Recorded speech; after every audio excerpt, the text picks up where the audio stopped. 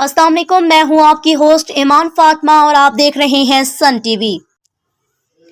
मंशियात फरोशी, जुआ mafia, gas refilling, petrol refilling, डकैत और जिस्म फरोशी करने वालों की चांदी।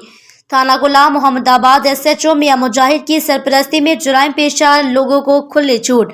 फैसलाबाद से नुमाइंदा सन टीवी की रिपोर्ट के मुताबिक गुलाम मोहम्मदाबाद में मंशियात फरोशी, जुआ mafia, gas refilling, petrol refilling, फहाशी के अड्डे और गुड्डे डोर बनाने वाली फैक्ट्रियों से माहाना लाखों रुपए की ब्लैक मनी जमा की जा रही है।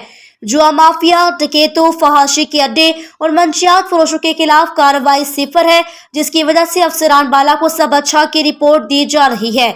समाजी व कारोबारी शख्सियात ने गुलाम मोहम्मदाबाद के इलाके में जुराइम का ग्राफ बुलंद करने में थाना गुलाम मोहम्मदाबाद के अमले को जिम्मेदार करार दिया है।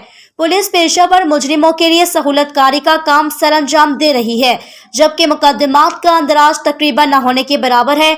SHO मियां मुजाहिद ने इंसाफ और मेरिट को बालाए ताक रखकर सिर्फ कागजी नोटों को फोकियत दे रखी है।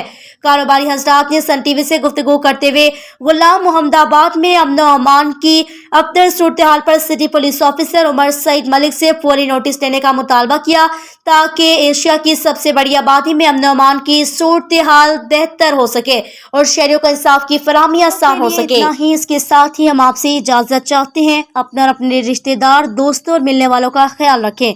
हमारी वीडियोस अच्छी लगी तो लाइक करें, चैनल को सब्सक्राइब करें। शुक्रिया।